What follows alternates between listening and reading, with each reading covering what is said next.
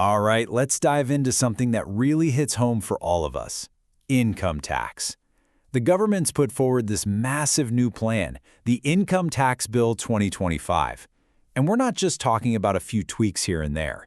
This is a proposal to completely replace our current tax law, a law that's been around since the 1960s. So you gotta ask, why such a radical move? Well, let's try an analogy. Imagine your house was built way back in 1961. And over the years, you keep adding things. A new wire here, a new pipe there, maybe an extra room tacked onto the side. Eventually, that house becomes a total mess, right? A confusing maze. So at some point, you have to decide, do I keep patching it up, or is it time to just tear it down and rebuild from the ground up? That is the exact question at the core of this whole new tax. The foundation of the tax system we use today was poured all the way back in 1961. I mean, think about that for a second. That's before we landed on the moon, way before the internet, and long before our digital economy was even a dream. The world has changed, but the foundation of our tax code hasn't. And that's the fundamental problem this new bill is trying to fix. So over the last 60-plus years, that 1961 law has been amended and added to so many times that it's just ballooned.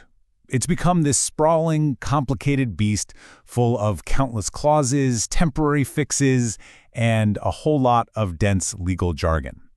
The result? A law that's nearly impossible for a regular person, a non-expert, to navigate with any confidence. It's just like that old house we talked about, patched up one too many times. So what's the big solution on the table? The Income Tax Bill 2025.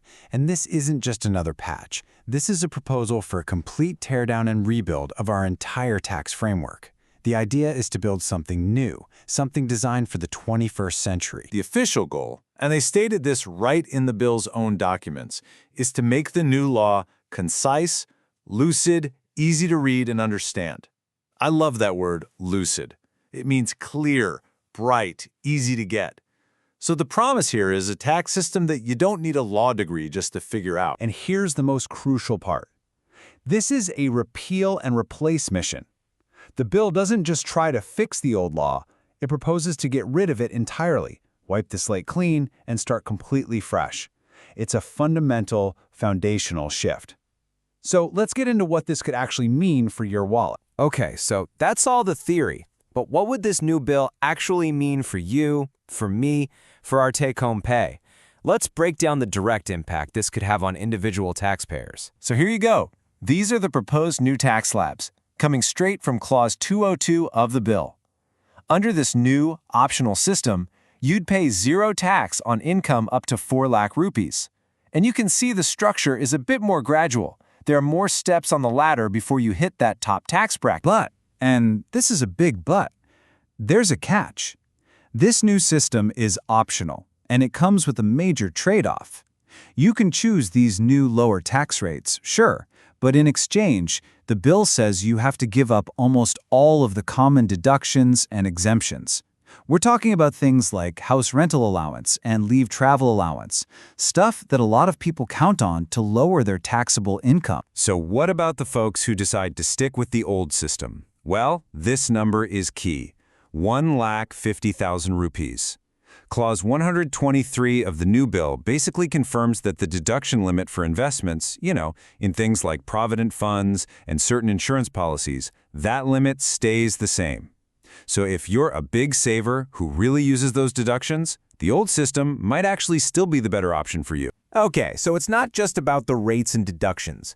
The bill also wants to completely overhaul the process of how our taxes are actually handled. The goal here is to drag tax administration into the digital age, kicking and screaming if it has to. And the absolute centerpiece of this whole modernization plan is a process called faceless assessment, which is laid out in Clause 273. The name really says it all. The goal is to get rid of that direct, face-to-face meeting between you and a tax officer, all in the name of transparency and accountability. So how does this whole thing work? Well, first, your case gets randomly shot off to an anonymous assessment unit somewhere in the country. Then, all your communication, questions, sending documents, it all happens digitally through a central hub. After that, a draft order is made, but then it's checked by a different anonymous review unit. Only then is the final order issued. The entire system is built to break that chain of personal contact, hopefully reducing bias and making the whole process more efficient. So we've seen the big changes. The bill is promising us a simpler, cleaner, more modern tax system. But that brings us to the million-dollar question, doesn't it? Can it really, truly deliver on that promise of simplicity? The answer might be hiding in this number right here, 536. What's that? Well, that's the total number of clauses in the new, supposedly simpler income tax bill. So the plan is to replace a really complex old law with a brand new one that is itself incredibly detailed. And this brings us right back to where we started with that old house. The goal is to build a modern home, one that's easy to live in and navigate. But if you build a new house that has over 500 rooms, well, it's still a pretty complex place. While this new bill definitely brings in some clear improvements, like faceless assessments and those simplified tax rates, its sheer size raises a really critical question. In the complicated world of taxes, is true simplicity even possible? That's the big question for all of us to watch as this bill makes its way forward. Thanks for joining this explainer.